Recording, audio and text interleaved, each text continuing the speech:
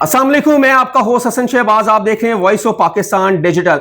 नाज़रीन, सबसे बड़ी ब्रेकिंग न्यूज मैं आपको देने जा रहा हूं। आयशा ने सलमान पर और रजब भट्ट और उनके दोस्तों पर एफआईआर दर्ज करवा दी है। ये एफआईआर बेसिकली जो कंट्रोवर्सी चल रही थी सलमान और आयशा की, वो आपने सब ने देखा, हमने इसको रिपोर्ट भी किया। अब 376 की एफआईआर नवाब टाउन थाने में दर्ज हो गई है सलमान पर, और रजब भट्ट और मानडोगर, हैदर, जहांगीर और दीगर नामालूम पर भी एफआईआर दर्ज होगी। ये सारी तफसील पूछेंगे।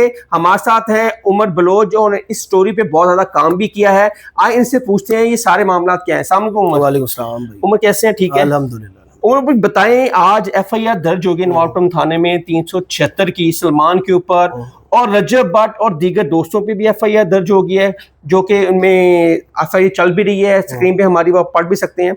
आप क्या कहेंगे? अच्छा, वो जो सलमान हैदर है उस पर तो 376 की ज़ाहिर है कंफर्म एफआईआर अब हो गई है। एफआईआर भी हमारे पास आ गई है, लेकिन जो बाकी साथी हैं उनको जो बीच में नामजद की है आयशा ने, वो ये है जी, इन लोगों ने जो है वो मुझे कमरे में मेरी बहन के साथ बंद करके मेरा फोन रीसेट किया। अब मैं भी, जाहिर सी बात है, वो भी बीच में नामजद हो गए तो उनको भी पकड़ा जाएगा और उनको भी अपनी बेल्स वगैरह करवानी पड़ेंगी। लेकिन एफआईआर कंफर्म है कि एफआईआर दर्ज हो गई है, जो कि हमें लगता नहीं था कि होगी। क्योंकि आयशा ने हमें लास्ट इंटरव्यू में कहा था कि ईद के बाद एफआईआर दर्ज हो जाएगी सलमान पर। शायद आपको भी कहा था, मेरे इंटरव्यू में भी कहा था, और वैसे ही हुआ है। वैसे ही हुआ है। तो आप क्या समझते हैं कि सलमान को सुना नहीं गया बकौल सलमान के, और प्रॉपर सुना नहीं गया, तो एफआईआर दर्ज हो जाना 376 की? नहीं, हसन भाई, सुना तो गया है, वो वहां पे सुना गया है। हाँ, वो जाता रहा, ग्रीन टाउन थाने भी वो जाता रहा, लेकिन वो क्यों नहीं कन्विंस कर पाया, ये चीज समझ से बाहर है। क्योंकि जाहिर सी बात है, देखिए, हर किसी के पास हक है अपने आप को क्लियर करने का। ऐसे ही। आप अगर बेगुनाह हो तो आपको प्रॉपर अदालतें हो, वो हमारे थाने हो, वो आपको बुला के प्रॉपर तरीके से आपको सुनते हैं। अगर एसपी के पास एक केस जाता है तो एसपी भी आपको सुन के फैसला देता है ना, तो उनको भी सुना गया। लेकिन ये एफआईआर दर्ज हो गई है। जिस तरह आयशा ने कहा था कि ऑर्डर्स हो गए हैं, एसपी साहब ने ऑर्डर्स कर दिए हैं, लेकिन मैंने कहा है कि सलमान अपने घर वालों के साथ ईद गुजार ले, अपनी वालदा के हाथ का बना हुआ गोश्त खा ले, फिर ईद के चौथे दिन जो है वो मैं कंफर्म एफआईआर करवाऊंगी। और वैसा ही हुआ कि कंफर्म एफआईआर हो गई है। आप क्या समझते हैं कि रजब भट्ट, मानडोगर, जहांगीर, हैदर पे जो डाले इन्होंने कि इन्होंने हमारे फोन रीसेट किए, तो क्या इसमें क्या समझते हैं कि सलमान के साथ तो आयशा का रिलेशनशिप था, लेकिन रजब भट्ट और दीगर दोस्तों का नाम डाल देना, और जवाद का जो बिनोई है रजब भट्ट का, मेन उसी का इसने पकड़ के किया है, तो आप क्या समझते हैं क्या इसका मामला है? यार देखिए हसन भाई, हम इसमें यानी शायद तो है नहीं, जाहिर सी बात है। अब जब आप किसी के खिलाफ एफआईआर करवाते हो, तो अगर 1 तोला सोना है ना, तो आपने उसको 50 करना ही करना है। आपने 50 तोला ही लिखवाना है कि एफआईआर को स्ट्रॉन्ग करने के लिए ना। अब देखें, उन लोगों के भी सबके बीच में नाम जो है वो डल चुके हैं, लेकिन आयशा, जाहिर सी बात है, हमने उनके इंटरव्यूज किए हैं, उनकी आवाज को स्प्रेड किया, लेकिन उनके जो बयान बीच में आ रहे हैं वो ये भी थे कि मेरी रजामंदी के साथ सब कुछ होता रहा। लेकिन एफआईआर में कुछ और है। एफआईआर पिला के मुझे बेहोश हो गई, उसके बाद मेरे साथ ऐसा, क्योंकि हमारे साथ उन्होंने सिर्फ इतना कहा था कि स्टार्ट में मेरी मर्जी नहीं हुआ करती थी, लेकिन बाद में मैं रजामंद होगी क्योंकि मुझे शादी का झांसा दिया गया।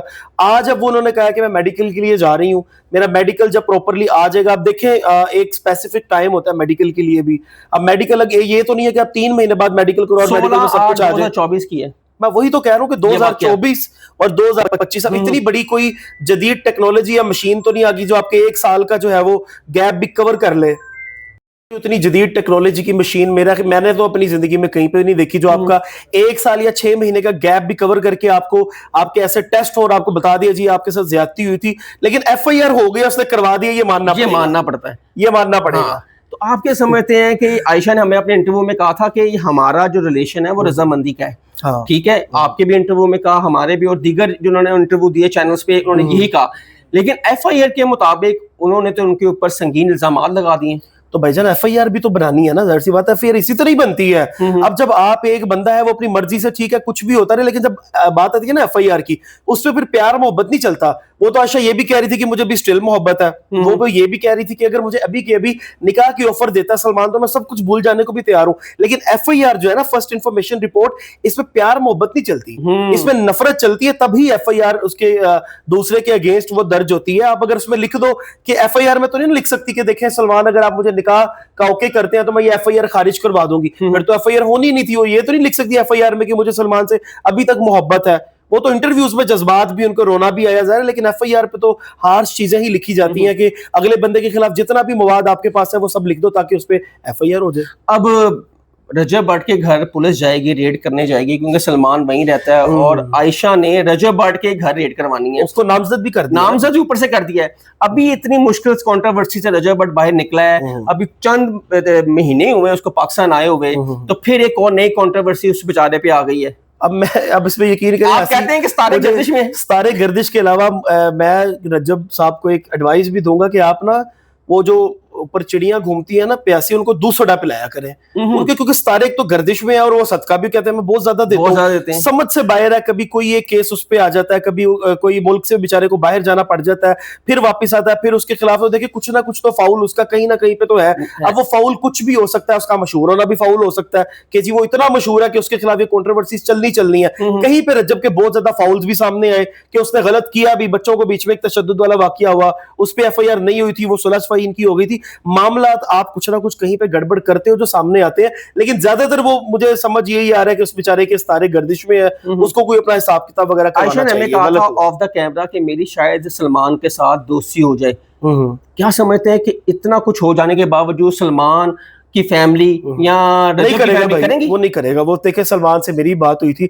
उसने टोटल तौर पे उसने टोटल क्लियर कट उसने कह दिया कि भाई इतनी ज्यादती के बाद, इतनी जो मेरी इज्जत हमारी उछाली गई है, इसके बाद हमने इंटरव्यूज किए हैं ना, उसने कहा था आप लोगों ने किया, आप लोगों को बेहतर पता है। अब मेरी फैमिली या मैं उसको एज अ वाइफ एक्सेप्ट कर सकता हूँ? कभी भी नहीं कर सकता। मैं कानून के मुताबिक लड़ूंगा, तो कानून के मुताबिक एफआईआर हो गई है। नाज़रीन जी, हमारे साथ उमर बलोच और सलमान पर एफआईआर हो गई है 376 की।